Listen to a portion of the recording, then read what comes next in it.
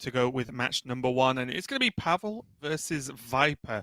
And just looking at the scores overall, Sottle, and this might be true of any matchup Pavel's going to have versus any of the players to put based on how his Swiss records went. But he has against Viper a lot in Hearthstone Grandmasters this season so far, going for a 2-3, 1-3, 0-3, 1-3, 2-3 scores every time he's played Viper. So I think now is the time where Pavel's really going to have to just pull it out of the bag here and get a win versus this seemingly unbeatable opponent. Yeah, I believe it's 5 defeats for Pavel in this exact matchup against Viper throughout the Swiss prior to this. But as mentioned, Pavel had a pretty appalling Swiss run. I believe one of the weeks he went 0-7 in match score and 1-21 in game score during that 0-7. So yeah, you're going to have lost to a few people if that's your record. But I guess, the big takeaway is that they've just been matched up against each other a lot during the first 3 weeks before we got into round robin. So here they are again. And now Pavel, honestly, has a chance to just vanquish all those demons. If he picks up a win here, that, can end up potentially being worth significantly more than any of those individual Viper wins previously, because, they both ended up in the same division anyway. Yeah, and seeding doesn't matter, right? Round robin, going into the divisions, the seeding doesn't matter at all. You play who you play, and that's just going to be it. Let's take a look at the lineups here. We can see both warriors banned out. That's what I like to see, Sottle, unless you run in a very weird lineup. And we do see that Pavel's Hunter is going to be the deck for Pavel, and Viper is going to be a base variety, whereas Viper's is going to be Highlander, which is interesting. I think maybe the class/archetypes we've discussed the most in terms of prep for this week. Yeah, I would say so. We did a lot of Face Hunter since it was being brought a lot more often this week. And this sort of quasi-mirror match is something that we tested quite a lot, expecting Face Hunter to be a little bit too fast in general, but it was not our experience. I think, Highlander Hunter plays a deceptively low curve. You can see there on the graphic, 18 cards of their 30 cost 3 or less, which means that they can compete very efficiently early on with the Face Hunter, especially if the Face Hunter is taking time out to, hero power and get their quest done. And then at that point, it's just start playing big things and race you and just straight up start pushing damage quicker than the Face Hunter can sometimes. Yeah, and it's a strange one as well. I'm not sure if you'll agree here, but I feel like Face Hunter, in a weird way, runs a lot of very inefficient cards, whereas Highlander, you have to run efficient single cards in Highlander because the nature of how you have to build the deck. So I think that causes a lot of issues as well. As you mentioned, the quest, well, that's 1 mana. Then you have to hero power 3 times, which doesn't put any board presence. And then afterwards, it's a lot of damage, but it's 3 1/1s. That is not a good way on basic level Hearthstone to build a board and a deck. But as you said, it gets there with raw damage. But with Highlander Hunter, with cards with access like Zephyrus, with Bran especially, you can be not quite as fast and then just catch up instantly, whether that's through heal on yourself or high burst damage output on your end. Which means, yeah, I do think it is very, very close. And I think we've just got a close series overall, Sol. Demon Hunter, 2 rogues, 2 hunters that are quite similar. I think we're going to have a good one here. Yeah, it would seem that way. And I think the reason we're focused so much on the Hunter difference is it is just the big difference in the series, really, when you break it down. Interestingly, Viper has reverted back to his week 1 or week 2 build of the Rogue, where he's playing a natural copy of Togwaggle's scheme, which I think is interesting because it kind of suggests that he felt people would react in the first of the 2 ways I described earlier, where people would be playing like bigger, greedier decks. And then, we can see that incredible Kronk's tech that he educated us all on stream with the Togwaggle scheme in that Rogue. But that's not the case. And he is here playing against a pretty fast lineup from Pavel, where even just a single card like that can have a big, big impact when you just have a dead card in your hand for the entire game. Yeah, even a nod towards bringing Highlander Hunter instead of Face, right? Like, Highlander Hunter does well versus slower decks because it continues to have a curve power instead of going all in. But without further ado, let's kick it off. Match number 1, we have Pavel on the top on this Face Hunter and Viper on the bottom on his Demon Hunter. And just the basic outline of the Demon Hunter, I say basic because Viper's a little bit strange and runs very much his own list. He is running sidekicks. He is running Priestess of Fury, which is a little bit strange. He's also running 2 Nether Walkers, 2 mana, 2/2 to create a demon, and only 1 Frozen Shadow Weave in this list. So Raven, bit of a mixed bag. Sorry. People seem to disagree on whether Psychic is a bad card or whether Priestess of Fury is a bad card. Viper seems to think a different card is bad. Can you tell us which one that is? It looks like he thinks Skull of Gul'dan is bad, which, just when you think you've learned Hearthstone to an okay level, sort of, and then Viper comes along and says, no, this card that is good is bad. What do you do to that? Always been a man to march to the beat of his own drum has been Viper, but he does seem very opinionated about this fact that just playing Skull of Gul'dan in your aggressive Demon Hunter is incorrect. It's where some of the cards you mentioned, like Netherwalker, come in to try and generate more value. But I do find it interesting that he still feels like he can squeeze Beaming Psychic in there, because one of the reasons I think Beaming Psychic is so good in Demon Hunter is that you play so much high-quality card draw that you can make basically every other card in your deck high tempo but low value, and you still just have enough resources the whole game because so many of your other cards draw cards in efficient ways. So interesting to me that he can, run this list with no Skull of Gul'dan and still not feel like he can run out of gas. Yeah, and it's a tough one. It's always hard to swallow when a one player who's extremely good, Viper's an extremely good Hearthstone player, builds a very popular archetype completely differently to every other high-level player in the game right now.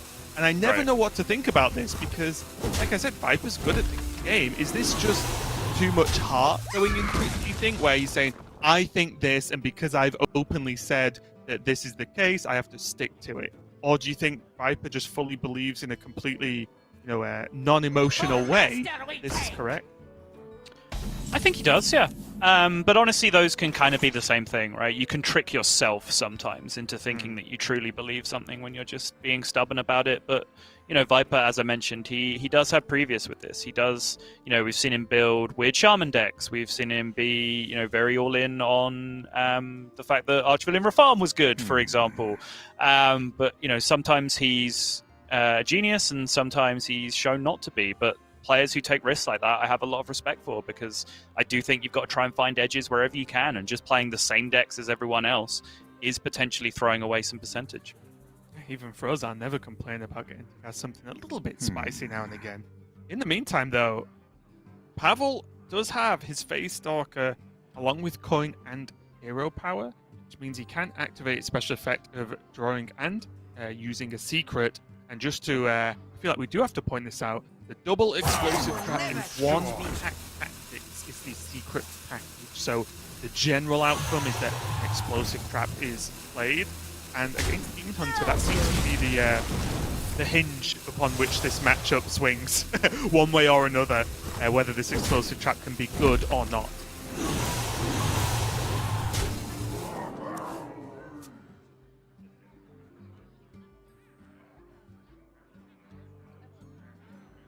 But this is potentially where the inclusion of non-explosive trap secrets can come back to bite you, though. Pavel needs to hit here. Would you like to know the answer, Raven? I think he didn't. It is an explosive trap.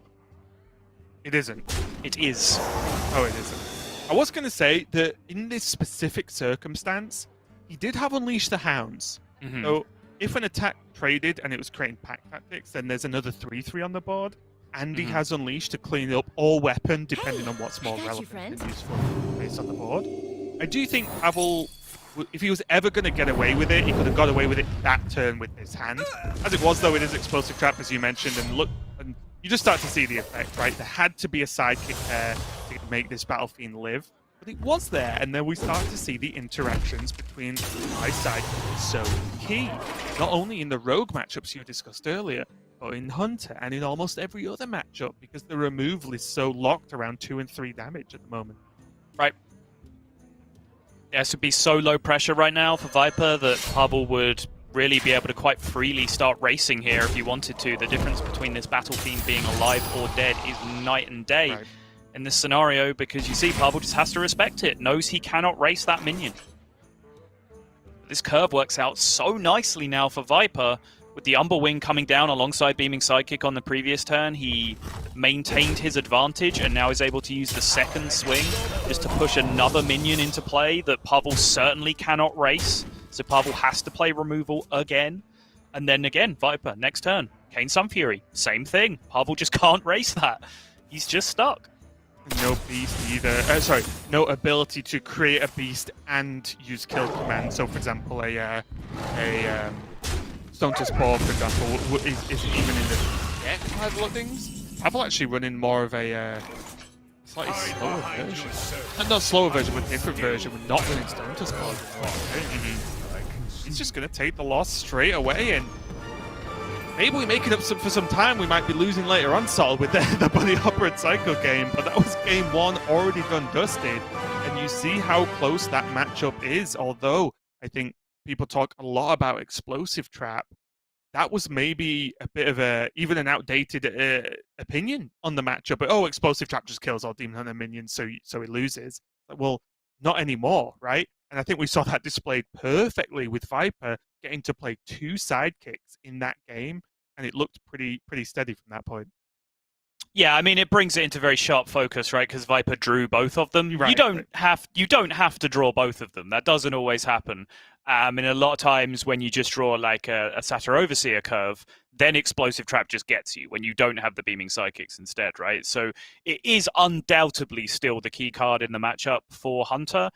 But I'm still genuinely of the belief that Demon Hunter comes out ahead on that, in no small part, because you do have the opportunity to draw 1 or 2 Beaming Psychics in a choice position, to not only play around that Explosive Trap, but also we saw that Hunter very often has to respect the minions to be able to kill them. You can just play around key removal pieces like Arcane Shot or Kill Command in the same method with a Beaming Psychic if you've already dealt with the Explosive Trap situations. So yeah, I think it's just a really, really great evolution of Demon Hunter to be seeing Beaming Psychic come in. I think it's such a huge card. Yeah, really impressive start there for Viper, going 1-0 up versus Pavel. Is he going to make this 6 matches in a row? He's beaten Pavel in Grandmasters. We're going to find out after the break.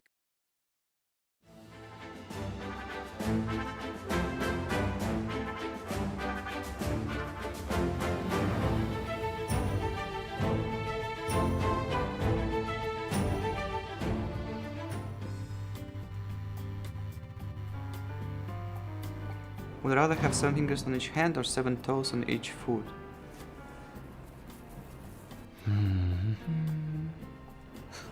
I don't know. Oh god, this is difficult. I'm very bad at games that require you to have a lot of keyboard mechanics, and 7 fingers might help me a lot with that, and that could be cool. Yeah, that's just more joints for you to have pain in. Well, it was my answer, Dan. Yeah. 7 fingers on each hand. 7 toes sounds like difficult to walk with.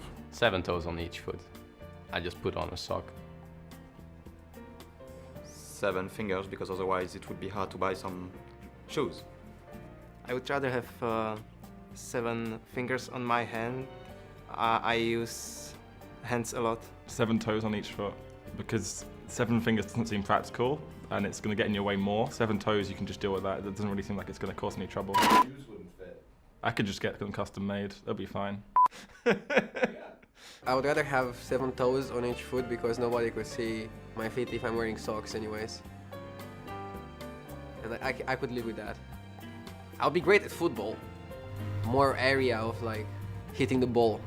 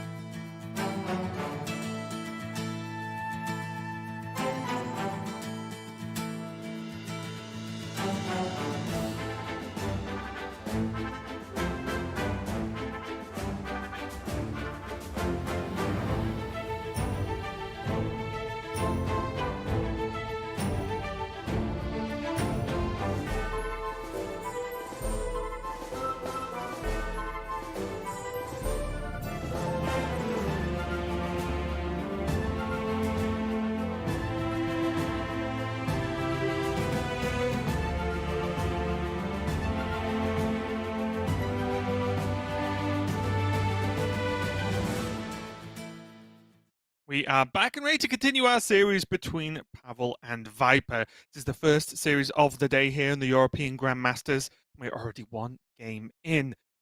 Viper took what looked to be a pretty easy win with Demon Hunter versus Face Hunter, but I think that's just how quickly the game goes. It looks that way, but Pavel really did just fall a little bit short there, but there's still a lot more to play out for these two players, right, Sol? There certainly is, and it looks like next up is going to be the matchup we were hypothesizing might be the crux of the series, which is going to be Hunter versus Hunter, Face Hunter versus Highlander Hunter. And I think potentially if Viper can march through this one, then suddenly, at least in Europe, we're back in the same story as we were last week, where it's like, well, okay, can Viper's Rogue get a win against these decks that seem to be favored against his Rogue? But yeah, we'll see how it goes, because certainly in our testing, I found it was slightly more difficult for the Face Hunter than I was perhaps expecting on first examination.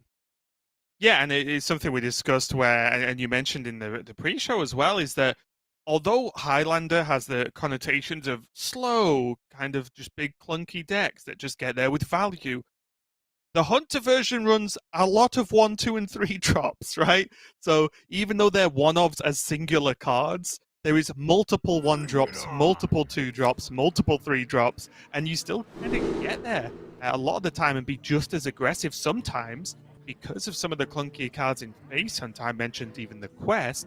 If your opponent plays the quest on 1 and you just drop a 1 drop or 2 drop, you're in a fantastic spot already. Never mind in the mid game, right? If you just get something on board first, you're looking great.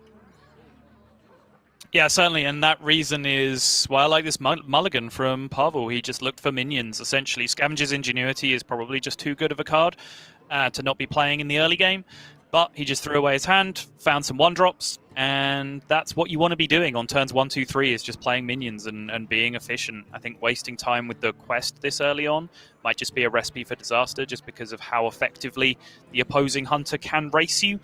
So yeah, I'm a much bigger fan of this Blazing Battle Mage hand for Pavel here.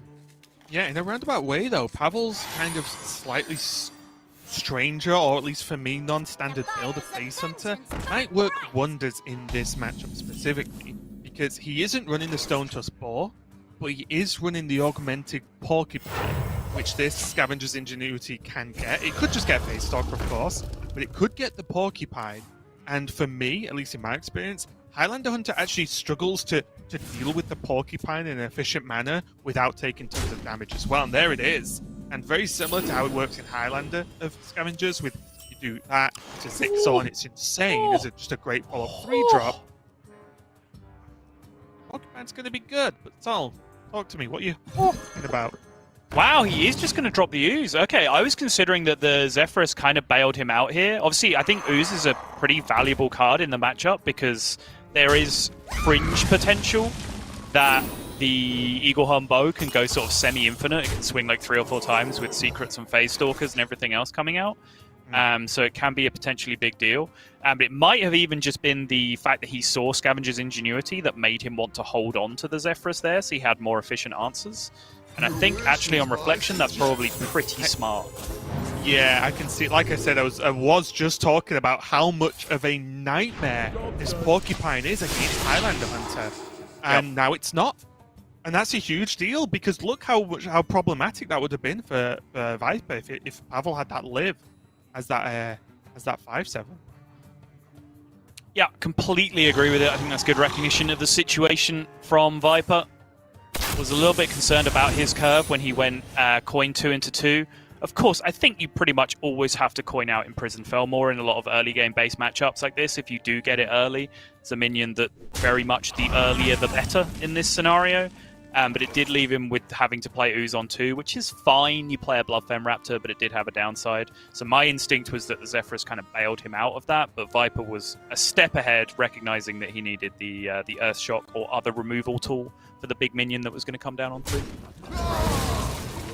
And funnily enough, it's the weird interaction with Pack Tactics and Explosive Trap specifically, especially in this circumstance, where you could say, for maybe some other secrets of just, okay, what if I just go Hammer and then just push all face and just ignore it if it's Pack Tactics? But the issue is, if you ignore it, it'll pull the other secret the turn after, right? So you're in the same spot. in a roundabout way because of the nature of how Pack Tactics and Explosive Trap work together. So it's a little bit awkward there, but I do feel that mainly down to that Zephyrus, Viper is just ahead now. And again, this Felwing, although doesn't look like the craziest minion in the world, well, Face Hunter can't deal with it. What do they do? How do they deal with this 5-4? And if they can't deal with it, they're taking 5 every turn. And with Zigzor and a hero power or weapon and a hero power to back this up, Viper can just say, oh, no, I'm the aggressor. Unlucky. Pavel took toxic reinforcements there over board development in Animal Companion, which seems to be signifying he's just going to straight up race here from this point. He's not going to try and contest this board state anymore, which, yeah, sure. I guess he's actually pretty smart in the scenario that he's in. I don't really see a realistic world where he's winning the board back from this point. I think this is Face Hunter key skill number 1, is recognizing these points in the game and where you can't fight for board anymore. And recognizing it early enough. Because if you thought, oh, maybe I can do this for another turn and then see... No, you're dead. Like, it ends. So if he's going to go for this, I do like how early he is going to go. Imagine just playing everything here, getting both secrets loaded up. Yep. Does reduce the mystery for Viper of what he has to play around, because he just has to play around both of them, but should not be too big of a deal here. Well, especially when you consider this Face Stalker is now just a 2-3 beast, which means I think he should just go face and say, let's roll. Can indeed just go face, yeah. The potential problem comes maybe with other minions that can punish you harder if you're forced to trade later on. Because Viper has to say, like, okay, if I go face here, can I just go face for the rest of the game? Because otherwise, you know, maybe like a Kobold Sand Trooper comes down or something along those lines, right? And then, well, I don't really want to be making a Pack Tactics out of that in a couple of turns' time. Yeah, I think with Stormhammer and now especially Primordial Explorer, Viper can go face enough times with this hammer to win the game. Especially when he's going to be banking this 5 from the Felwing this turn. Seems that way, yeah. And then curve that into like Siamat Taunt or something, just to be able to race even more effectively. I'm into going face here. Yep, that's good to me. And the biggest point here as well for the face tactic is if Viper was on like 25 plus, yeah, you could play a bit more controlling if you want and take it slower. He is on a relatively low health total himself, so if he lets up on the damage, it means Pavel can then push harder and then maybe just push him out the game and, you know, one of those just literally a hero power away from lethal moments. Yeah. But now it's all straightforward here. And there it is. Lethal is just set up on board, so Pavel has to do the trading. Now I struggle to imagine anything that isn't taunt here from Viper.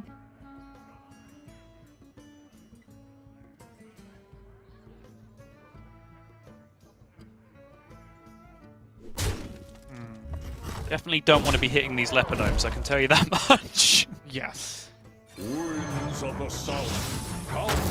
Now just weapon and hero power next turn is the lethal that he needs. So there's no reason to set up anything weird with Wind Fury or anything like that, regardless of the fact it would be dead on board. He just doesn't need the extra damage. Woo. Oh my goodness, that arcane shot draw. I did actually wonder whether he should have... There's 2, and the hero power is 2 more. Oh. That is how close it can get. And honestly, this is just a great moment for Pavel. Look at that weird spot where he did go for setting up the Leopardomes, the quest earlier on. Leave with a smile from Pavel there. He did that in it. That turn he set up the toxic reinforcements. It looked a little bit slow and a little bit weird. But you can see the payoff, right? Like, once you are there, it's so much damage. And the fact he obviously got Arcane Shot, Kill Command, etc. was huge.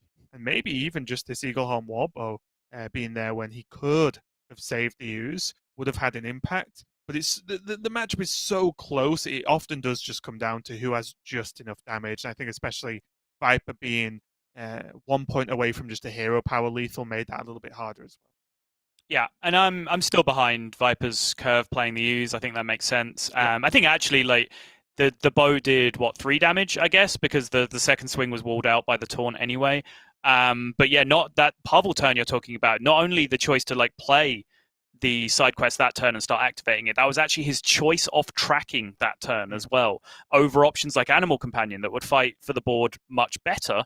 But like I said at the time, Pavel recognized that spot and saying like, okay, I can play an Animal Companion here. Maybe best case scenario, I get a Huffer, it deals 4 damage, and it can test the board already against the 5/4 that was in play. But most of the time, I'm just not winning this board back. Like I make a Misha or a Leok against this, then Viper just blows it out the way with Rotnest Drake or whatever, and just keeps on hitting. Just not going to get control of the board whatsoever. I just need to start playing for damage right now, and he got there. Just kill your opponent 1 turn before you die. That is Face Hunter 101. It really is, yeah. That's why a lot of the count backwards plan came from Face Hunter a lot of the time. It's just how much damage do you have and how many hero powers do you need from that point. And we are going to move straight on. Game number 3. It is going to be this Hunter once again. It's going to be the Demon Hunter from Pavel this time around. Still Sightless Watchers in Pavel's version of the deck. Still Raging Fell Screamer and Priestess of Fury in Pavel's version of the deck. I'd say little by little people are starting to come around with the smoother, quicker build of the deck. But I think this is a point you were making last week, right? Is that you kind of like seeing Pavel playing these, quote, outdated versions of the decks that he's potentially had success with, because that was really a hallmark of Pavel at his absolute best, that he was playing slightly different builds of decks than everyone else and insisting that he was the one in the minority, but in the right. Yeah, it's happened multiple times throughout Pavel's career, through almost every tournament he's been in. His lineup is very much his own most of the time.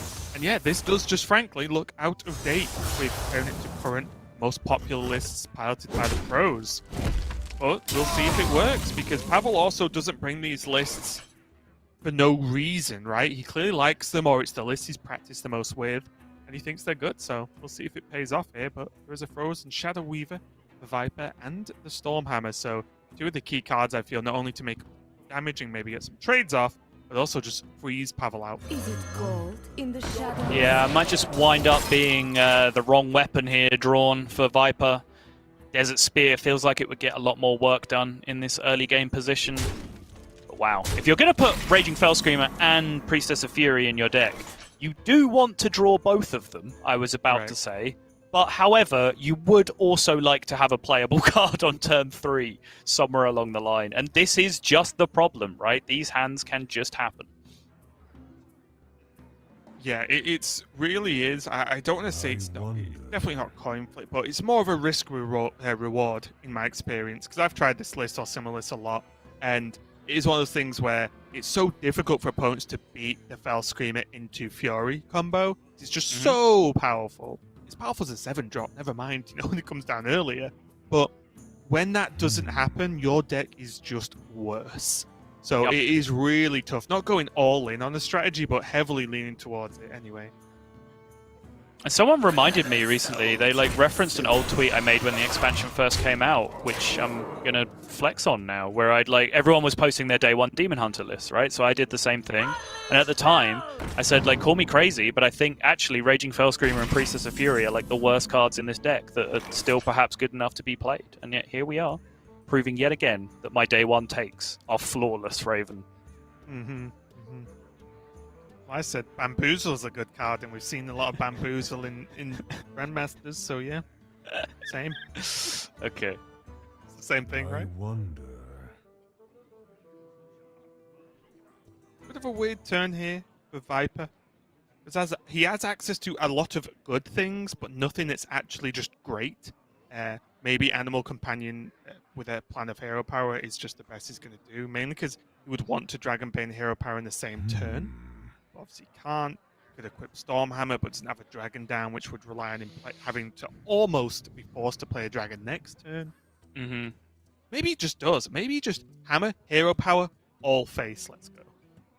You do also, we can see it, but when your opponent Fell Screamers on 4, you always have the fear of Priestess on 5, which would lead to the idea of just playing as much health spread out as awkwardly as you possibly can as a response. Which actually I think is the line that Viper ends up taking here with the Dragonbane. Yeah, if you want some advice on how to play against Demon Hunter on ladder that drops a Fell Screamer on 4, is presume you are being Furied the turn after. Because Best case, you've planned for it. It happened. Do your best. Sorry, worst case, that's the outcome. Best case, they don't play it and they didn't play it. So it's great. I do like the approach overall of just assuming your opponent is going to drop a Fury. My blades will sing. There it is. It's one of the reasons why I did wonder if there was ever a case with Unleash in hand, with Animal Companion in hand, to just really go nuts and set Viper just start racing from this point. Well, from last turn.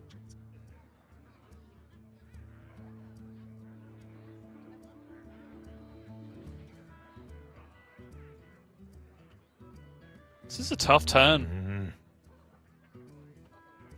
You want to hero power, but you want to isolate the Priestess of Fury before you do that.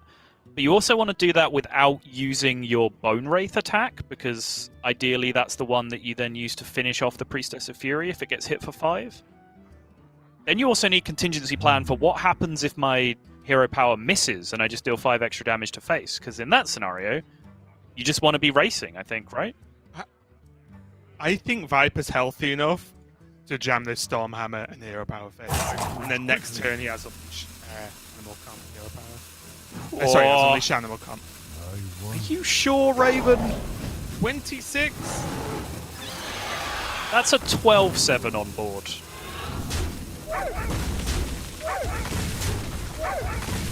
I think you have to respect it. I like this. He dealt with the problem. He dealt with the problem. I think the bait was the hero power, as Viper correctly identified there. And he still seems comfortably ahead in this scenario, right? He still feels like he's winning the race as soon as Stormhammer comes down. Yeah, and I will just point out as well, mainly to just half defend myself, the hero power suggestion with the hammer was not because of the Dragonbane, it was because of the face. of just dealing damage to face. Only 11 health here for Pavel, 25 for Viper. Means that now the time to go? Still too early? This feels like a board I'm much more comfortable racing. He's technically 1 damage off just with Stormhammer hero power, Stormhammer hero power. So as long as he can find 1 damage from somewhere at some point, he seems like he's doing okay. That 1 damage might actually prove somewhat hard to come by, though. But then you have to ask the question, can Pavel kill Viper in 3 turns while Viper's trying to do all that? Because if he can't, hero power just ends the game anyway. Just triple check-in. The Scavengers would only draw if Zixor is traded away this turn. So that's just to cross that card off the playables for this turn. As he did play the Griffin a little bit earlier. Okay. So this is interesting from Viper. He plays a minion that can't get eye-beamed, which is key in that race scenario as well. He does miss a hero power, but essentially, based on the maths we just did, that hero power doesn't really matter, right? Because he needs 1 additional damage, and Pavel just says, no, I am out of this game. By getting the extra 5/4 in play that can't be targeted, that means that Demon Hunter would have to do what Demon Hunter does and remove it with their face. That's how their removal works. They hit things with their face and then it dies. Well, if Pavel takes that 5 damage, then game over, essentially. So I think that was a very smart line there from Viper, just to recognize that the hero power was not needed and that the 5/4 was much better in play instead. Yeah, it would basically be asking Pavel to Altruis along with an I-beam on maybe one of his own minions, if he could create a minion as well with the double trade to like clean off the thing and still have the weapon and not, as you mentioned, take the face damage. That's a lot to ask, and even if they did that, you just swing again the turn after. You know, they're like, I think the whole point is if they can defend, that's all they can do. They cannot attack. So then you just in an even better spot the turn after. So I do agree. Very nicely played there. And it's going to come down to it in this next game, one way or another. Rogue is going to be played here for Viper 100% of the time. We'll see what Pavel does queue in here. But first test for Rogue this weekend in Europe, Sol. I'm excited to see it because I've got a funny feeling it's just going to continue to go downhill. And we're going to go 0 rogues next week. But we will see. All right, Pavel's going to get the decider out of the way right off the bat. At least the rogue does have to win. Yeah, rogue also has to lose, though, Raven. But he does best. Wow. So much Rogue shade. Jeez. The weird thing is, Rogue is my second most played class this expansion by a mile as well. So it's not like I even overly hate it. It's just for me, if I saw what happened last weekend, I just wouldn't bring it this weekend. I think it's just more of a natural response I would have to a bad win rate.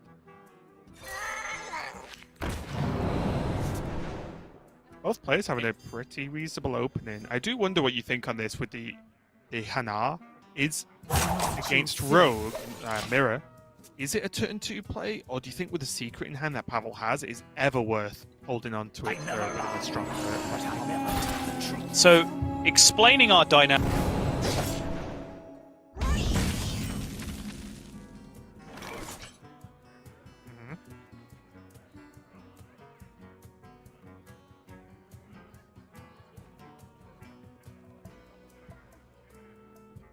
From the secret rogue on the other side, because then you have backstab and the 3 damage from your spy mistress, which can potentially come through and take out the Hanar before it gets started. And whereas Viper here choosing to go with the 1-2 instead has opened up this option for his secret rogue opponent instead. Yeah, that makes sense. There's no other combo that would have done it, right? They would have been able to kill Hanar, because you can't like coin, seal, fate, backstab, obviously. Require undamaged minions, so yeah. You are completely right, and Viper, foregoing the protection from Hanar, is now going to have to deal with it. And Pavel not only has one secret in the form of the ambush, he actually had dirty tricks as well. And so he had a double layers, but as we see the Paladin secret, as we like to call it, don't even call it by its name, means that Pavel has secrets for days.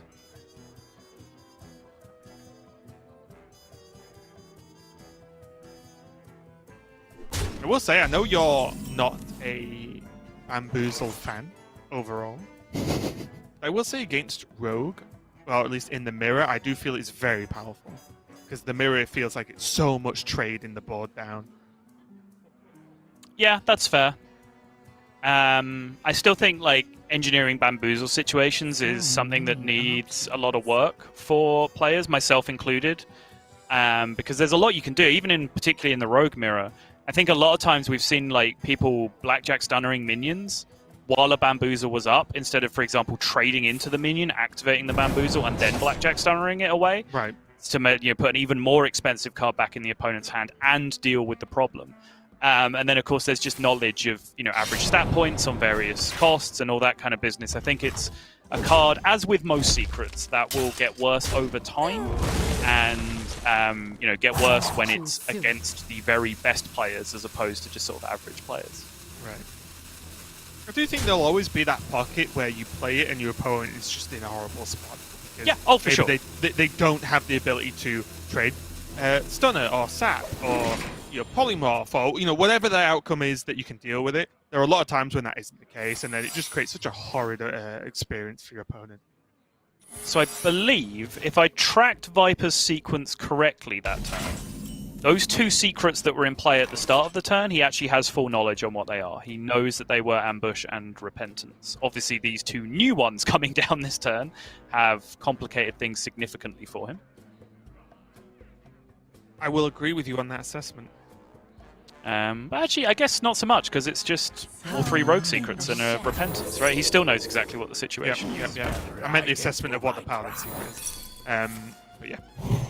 Well, the Repentance not really having a great effect. It generated it. Yeah.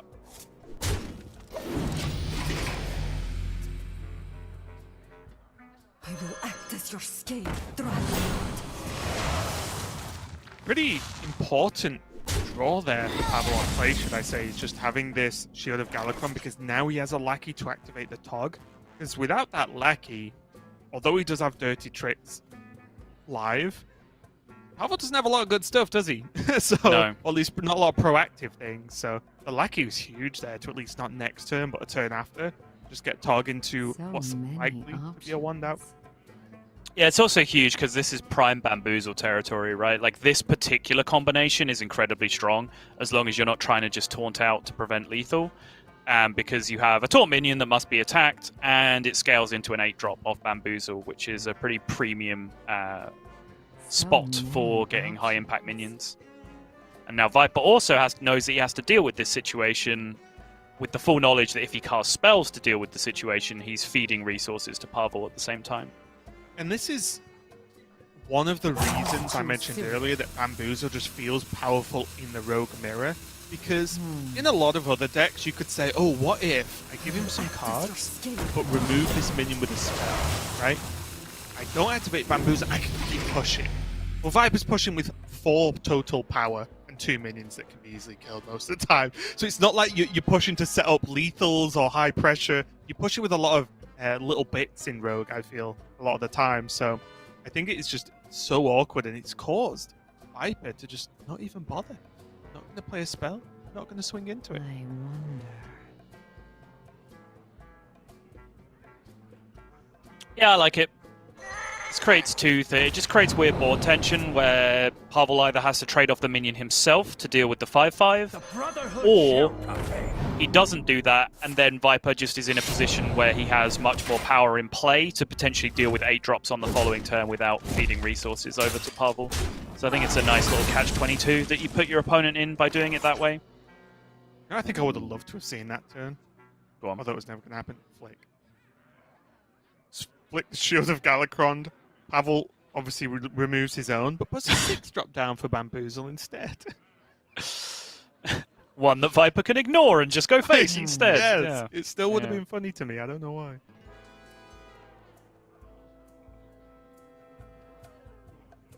Now Viper with a 1-drop on board has a much more realistic chance at fully dealing with not only the Bamboozle but also the Van A cruel fate awaits. He also has the Frozen Shadow Weaver. If the minion's too hot to handle, he can just freeze it. Yep. So I think this might be a turn where you do you ever just say, I can deal with it, so I will? I definitely think that's something to look out for. Again, in this scenario, I feel like if you're going to Frozen Shadow Weaver anyway, you should deal with the Bamboozle. He's not going to trade, right? That's what I'm saying. Yeah, But he's freezing the outcome anyway, so he could just deal with the Bamboozle there and then freeze the outcome. What if it's a taunt, maybe? Sure. 6-drop he as well does. for Van Cleave. He does still have to deal with that problem later if he does it that way, which, you know, fine. I get that. And this is what I want to keep an eye on with Bamboozle as we move on as well, is that I feel that players are missing certain opportunities to, as we've just talked about, just get it over and done with. Because the later you leave it, the more chance you have where you have to deal with it in some respect. And maybe it just gets harder as time goes on. That's very difficult to judge. It does interest me a lot. I will say, if he was not trading into the Pharaoh Cat, I do like not interacting with the Van Cleave, because there are just so many 6-drop taunts and awkward minions. That's true. Like, you just don't want to make it into a taunt and then you're like, oh, great. You know, and now I've got to deal with the taunt in a forcible way instead. So I think just specifically a 3-drop was okay there too. Okay, it's very fair. Pavel now has been a little bit starved of resources because this secret has not been procced. Viper's done a great job of not playing any spells so far. This Togwaggle is going to help with that magic wand to be able to draw cards, maybe even Pavel back up. But because of that, I think Viper now can just go off with his spells if he needs to, if it's relevant. This is an outrageous amount of damage, by the way, already, now that there's double Abyss in hand for Viper. He could also potentially just put the 1/1 into the 1/3 and it bamboozles into not a taunt. Yeah, wait, he has lethal if that happens. 4, 8, 11, 1 from the dagger is 12, 2 eviscerates is 20. And what, a 4-drop taunt? Right? Uh-huh. That many, right? I want to say no.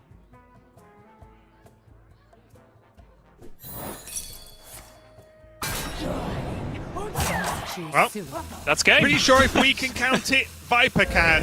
And that is just going to be lethal. Double Abyss and a dagger as well. Why not? And who needs to use spells to proc secrets if you just use them to lethal instead? Yeah. Enjoy your 2 cards, idiot. Yeah, how do these taste? Secret even proc. Did he get this Abyss off? Imagine the secret proccing ropes out the Yeah. That is going to be game, though, and Viper takes the win in the Rogue Mirror and in the series and scratch that up to another loss for Pavel versus Viper. I want to make this a saga now, Sol, because this is getting quite ridiculous. This is like the ultimate redemption arc. Like Pavel's just going to get slapped around by Big Bully Viper the entire season, but they're both going to qualify for playoffs, and then it's going to be finals of Worlds, and Pavel just finally gets the ultimate comeback story at the end, picks up his first win out of 23 across all of Grandmasters up until Viper that discovers a reform, and he's like, "Oh, not again." A match, and it would be Pavel that would win as well in that kind of matchup. Yeah, it's honestly crazy series, and I feel like, although we talk a lot about Rogue and whether it can take a win, that was obviously a Rogue mirror. But I do feel like the Rogue mirror is just a very weird and unique matchup, as we saw just no spells being cast when Viper was sound Seal Fate, Eviscerates and everything, but just dodging those secrets, proccing the Bamboozle as and when. And I do wonder if Pavel should have taunted a different minion, maybe should have taunted something that was maybe more likely to either keep hold of Taunt or Bamboozle into something super awkward to deal with. It was definitely tough, though. I agree. And I actually want to hold my hands up as well, because I think that's something that Viper was actively thinking about. Was that when I was saying you can potentially deal with the Bamboozle now, Viper was perhaps thinking that the Bamboozle was actively good for him in that scenario. Because he was attacking and because he was pushing so much damage, he already had one of this in hand at that point. Perhaps Viper was thinking, well, actually, if my opponent puts a taunt in the way, if this Lackey they've been holding on to is Titanic Lackey, or if Shield of Galakron #2 comes down or whatever else, then potentially this Bamboozle can work in my favor, which is exactly what ended up being the case there towards the end. So I will hold my hands up there. I think Viper's line actually made a ton of sense for the way he was playing the game.